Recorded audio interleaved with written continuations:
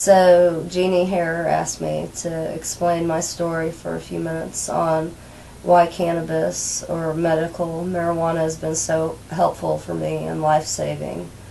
When I was 16 years old, I grew up just as a regular kid. I had pretty good grades, straight A's, very into church, rode horses, just the average American girl.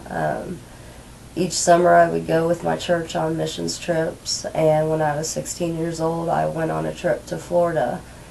And I had been having some headaches before I left, but I really wanted to go on this trip, so I went ahead and went. And a few days into the trip down in Florida, I became very ill. I could no longer move my neck, and I was starting to throw up just stomach bile constantly.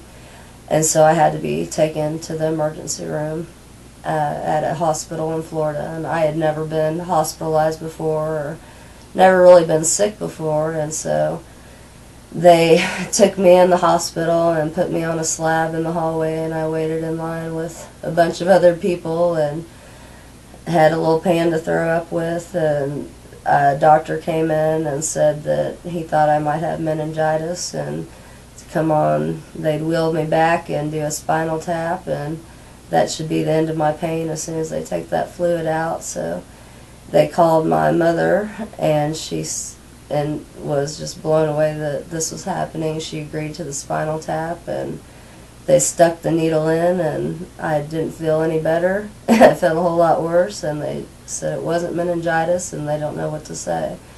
So I was put on some very heavy doses of steroids, and my head was very, very I was in a lot of pain. The blood vessels in my brain, I could feel how tight they were. It just felt like my brain was being smashed. It was just extreme, extreme pain. When I was stable enough to go back home, I went back home and could not really function anymore. I slept almost all the time because I was just in so much pain. I could not cope, and that's how I coped. I was just asleep all the time. When I was awake, I was in so much pain that I was usually in the emergency room or in the hospital on IV pain meds. Doctors didn't know what was wrong with me. They ran a lot of tests.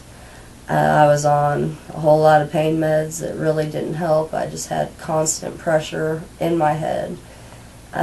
Eventually, through some testing, they found out that I had lupus, and I had central nervous system vasculitis, which is the most severe form of lupus, and many people don't survive from it because there is no cure for it.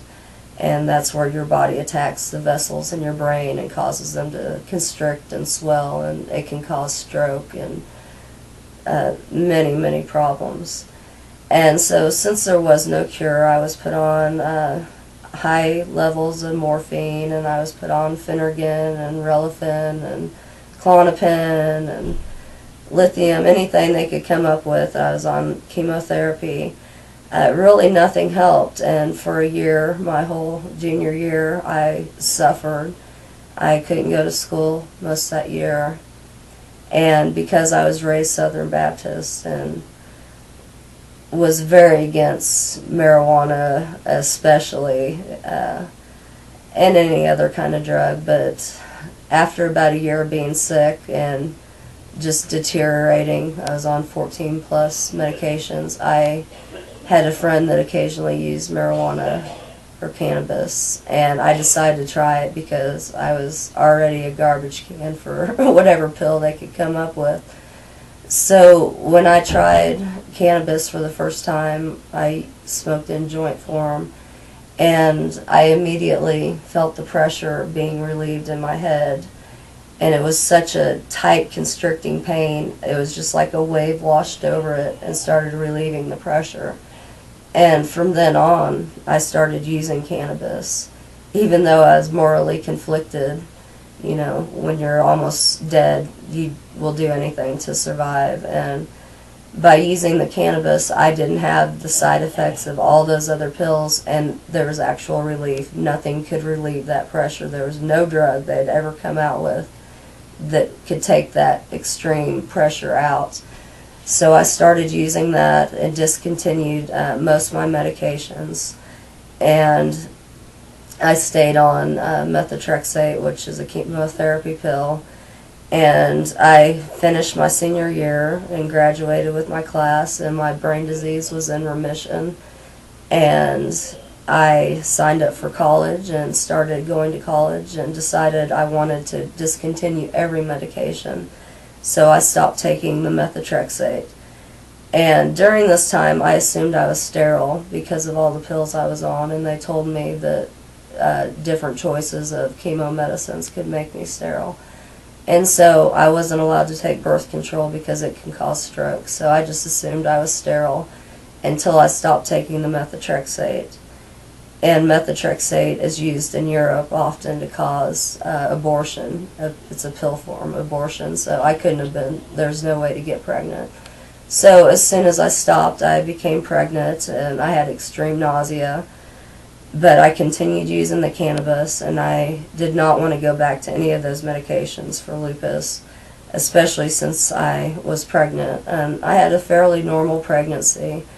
And when it came time to deliver my son, the nurses would come in and wanted to know my history, and I was proud that I was able to cure myself. I mean, when you've almost been dead, you tell whoever you can tell that you've saved yourself and what saved you. So being naive, I didn't realize what I was getting myself into by telling people that I cured my brain disease. So after my son was born, I was informed that he tested positive for THC, and I was now going to have my case presented before a judge to see if I could take my child home, because the state I lived in, it wasn't recognized as medicine.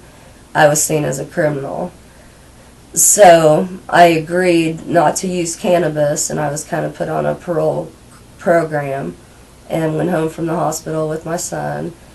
And about 6 weeks after my son was born, I had to have my checkup, and I got up in the stirrups, and the doctor came in, and he looked at me, and his jaw dropped, and he said, and this is an elderly guy, he said he'd never seen such a thing, and he was shocked.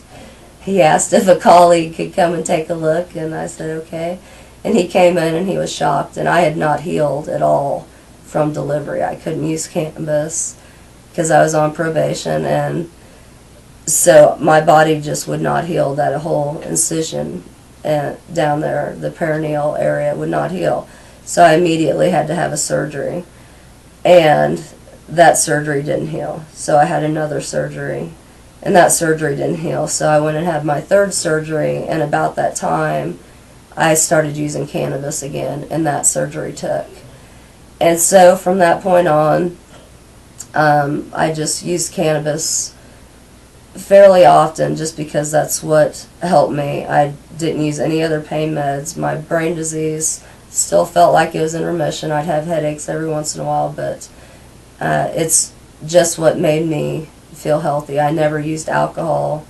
I was told when I was on chemo drugs if I were to use alcohol I'd die, so that's quite a deterrent. So I just using cannabis medicinally was what helped me.